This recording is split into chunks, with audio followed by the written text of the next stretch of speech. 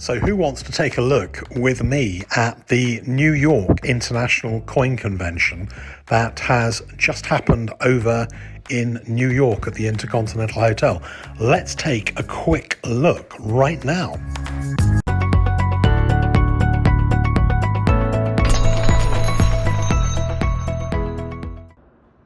Hi there, it's Numistacker back with you again, reporting from New York at the International Coin Convention.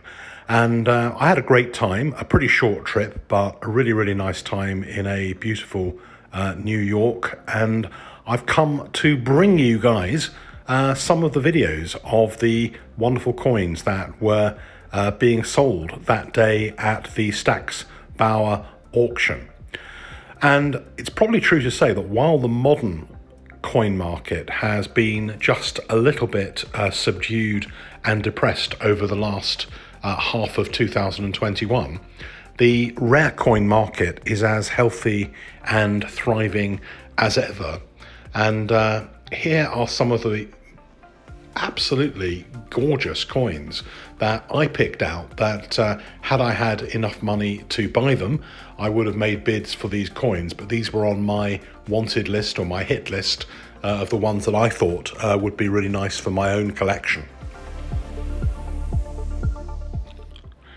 I've added to this video the actual sale prices of these coins.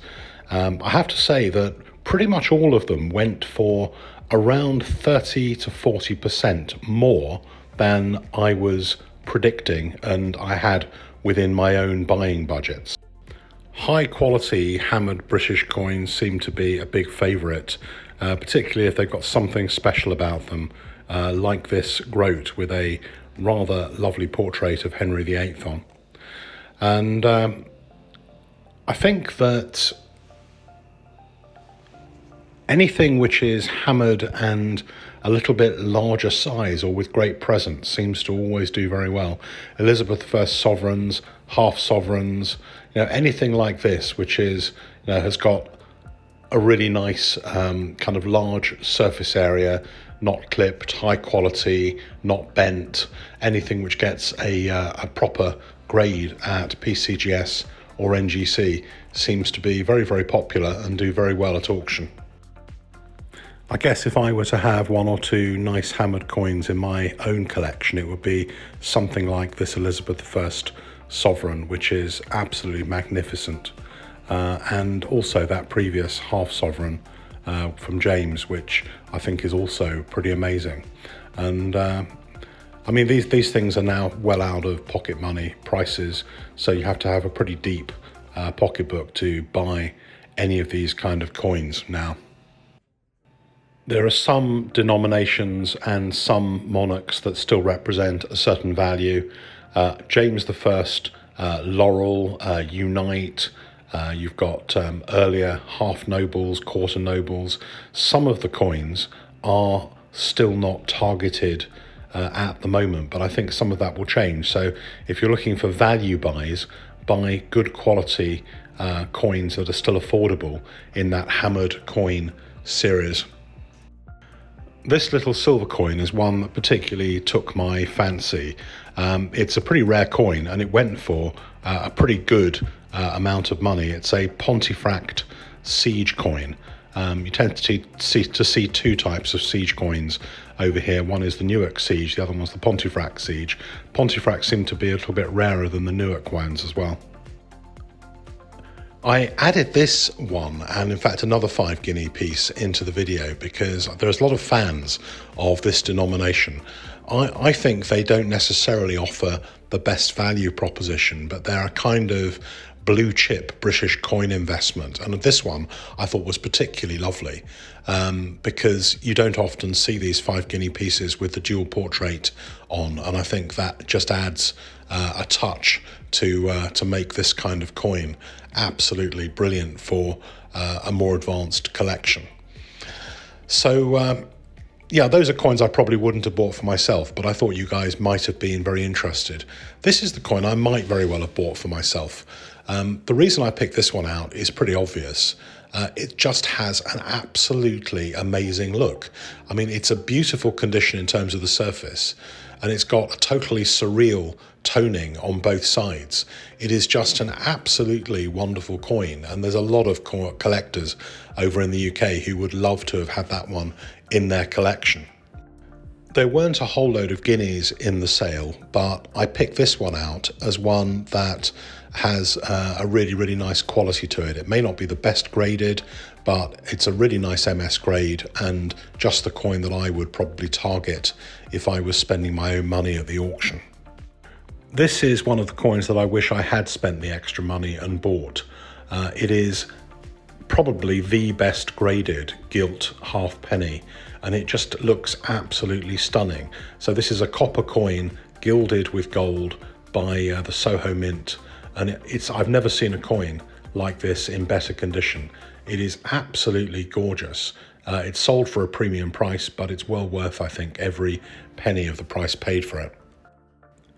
I was lucky enough to pick up an MS63 1820 Open 2 Sovereign in Spink sale a while back, and so I always monitor these coins. This was a particularly lovely one, probably pretty much as good as the one that I got from Spinks, and it's really nice to see the continual demand for these coins and the price that this sold at. I think anything 62 and above for these early sovereigns is a really good investment potential coin, and they've shown a really good appreciation over the last 2 or 3 years. This is another coin that I targeted to maybe buy for myself, but it went for about double what I wanted to pay. Again, each time one of these coins goes on sale, they're getting higher and higher prices each time in each auction. And I guess that's a good sign, but it does make it more and more difficult to pick up coins like this to buy for a collection. Certainly you can pick them up, but you have to pay more each time they're offered pretty much. This coin would have made a good buy for somebody who wants to buy their first proof older British coins. Really, really nice coin. Technically got a 62 because there's a few extra kind of hairline markings on it that maybe wouldn't have been there in a higher grade coin. But it's a great example of the kind of coin you can pick up, and it's often a really good strategy to pick up slightly lower grade, high quality coins at auction, because the big buyers tend to put all of the money in and ramp up the costs for the coins which are higher numeric values. So you can often find the one at the end, which is a 61 or a 62, and pick it up for probably a little bit less than it's worth sometimes. Not the case for this one. This was on my list. I was watching this at about $8,000, and then it started to go up and up and up and up and up. I think this is the best graded of the year, the best graded coin, 1833. It's a difficult year anyway. This coin probably got bought by one of the big dealers, and we'll see it at an even higher price somewhere on a dealer's website sometime pretty soon. 1852, these are coins that I had on my list to potentially buy if they didn't go too expensive, but like all shield-back sovereigns beyond a 60 or a 61 grade, prices are going higher and higher on these coins. I think a lot of the money that was in modern coins and came out in the middle of last year has started to go into older proofs and older or higher condition Victoria coins that represent the pinnacle of those particular coins. Hard to find, and the prices of those have gone up and up over the last 6-8 months as well. Even later common years like the 1871 and to some lesser extent this 1872 I thought might leave some potential to be bought, but no, I guess the overall condition of this coin was such that even if it was a really common year, it got a really high amount of bidding and it went over my price range. It may be that I've got to just recondition my mind as to what the price to pay is, but I do try and look out for bargains, but they're very difficult to find quite often, things that have been overlooked. This one didn't receive much early bidding, but then got a ton of bidding just before the auction.